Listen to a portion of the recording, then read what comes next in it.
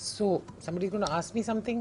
Yes ma'am पूछ लेते हैं मैम 31 तारीख को जो मॉक ड्रिल होने वाला है जो 29 मई से पोस्टपोन हो गया था किस तरह क्योंकि पिछले दिनों हमने जो विश्व युद्ध के जो हालात देखे क्या तैयारियां जो है होम डिपार्टमेंट इस मॉक ड्रिल के माध्यम से कर रहा है? ये दूसरा हमारा मॉक ड्रिल है। पहला जैसे आप लोग सब जानते हैं ऑपरेशन अभ्यास था, उसके बाद ऑपरेशन सिंदूर हुआ और इस दौरान हमने बहुत सारा ग्राउंड वर्क किया है क्योंकि पहली मॉक ड्रिल एक्चुअली अभ्यास था। सिविल डिफेंस डिपार्टमेंट भी हमारा बहुत दिनों से एक तरह से डोरमेंट था। तो पिछले 2-3 हफ्तों में ही हमने पूरे स्टेट में 50 से अधिक कैंप्स किए हैं।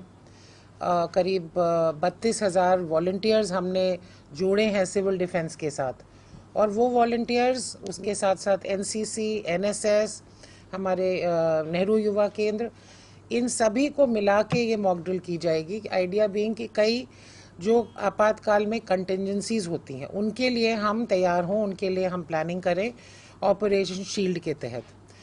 जैसे कि एयर रेड के लिए तैयारी हो, इवैक्यूएशन के लिए तैयारी हो, जो हमारी हॉटलाइंस हैं एयरफोर्स एंड आर्मी के साथ वो पूरी तरह एक्टिवेटेड हों, जो हमारे वॉल्टियर्स हैं उनको ट्रेनिंग हो, हर किसी को पता हो कि क्या करना है। सो उसके लिए हमने निर्देश भी जारी कर दिए हैं और ये कल यानी 31 मई को पूरे प्रदेश में हम ऑपरेशन शील्ड करेंगे और ब्लैकआउट भी किया जाएगा। इसमें हमने जो यहाँ से निर्देश दिए हैं शाम के 8 से 8:15 ब्लैकआउट होगा। पर इसके अलावा डीसीज को ये भी कहा है कि अगर किसी भी ज़िले में किसी वजह से 8 से 8:15 नहीं हो सकता है तो वो हमने उनको फ्लेक्सिबिलिटी दी है कि वो टाइम वो सुनिश्चित करें। इसमें सबसे ज़रूरी है कि लोगों के लिए पब्लिसिटी हो, उन्हें पता हो कि ब्लैकआउट इस समय से होगा और उन्होंने क्या करना है।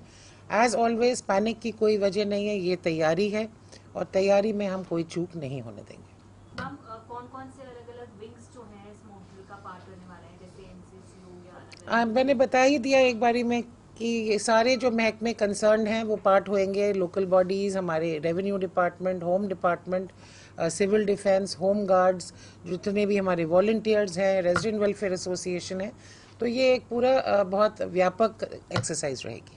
हम कई बार लोग थोड़ा पैनिक भी कर जाते हैं कि कहीं कोई थ्रेट तो नहीं है या इस तरह की mock drills operation. I have already covered that point कि एज ऑलवेज पैनिक की कोई बात नहीं है, पर तैयारी में कोई चूक नहीं रहनी चाहिए। पिछले दिनों देखा गया था कि जासूस जो कर रहे थे उनको पकड़ा जा रहा, तो अभी भी वो एक्सरसाइज कंटिन्यू है और जिस तरीके से खुलासे हो रहे हैं या जो बांग्लादेशी जो यहाँ रह रहे हैं इलीगल तौर पर उन पर ये मैंने पिछली बार भी कहा था कि ये एक कंटिन्यूइंग एक्सरसाइज रहती है। इट इज़ नॉट कि आपने एक दिन एक कोई अभियान चलाया। जहाँ तक इंटेलिजेंस एक्टिविटीज़ हैं, सिक्योरिटी एजेंसीज़ हैं, ये कंटिन्यूसली इन सेंसिटिव चीज़ों को मॉनिटर करती हैं और कार्रवाई करती हैं।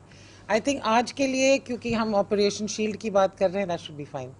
Thank you. ऑपरेशन शील्ड के तहत मतलब आगे भी इस तरह की एक्सरसाइज होती रहेंगी, रूटीन एक्सरसाइज मान के चलेंगे? भारत सरकार के निर्देशानुसार हो रही है मिनिस्ट्री ऑफ होम अफेयर्स के तहत, और जो भी भारत सरकार के इस मामले में निर्देश होंगे उनको हम पूरी तरह पालना करेंगे हरियाणा में। तो उसी तरीके से होगा मैडम, सायरन बजेगा और सारा।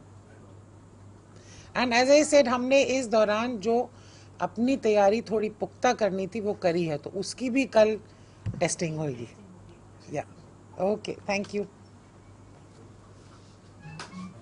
अगर आप ये वीडियो YouTube पर देख रहे हैं तो हमारे चैनल को सब्सक्राइब करें और बेल आइकन को दबाना ना भूलें। अगर आप Facebook पर ये वीडियो देख रहे हैं तो हमारे पेज को लाइक करें।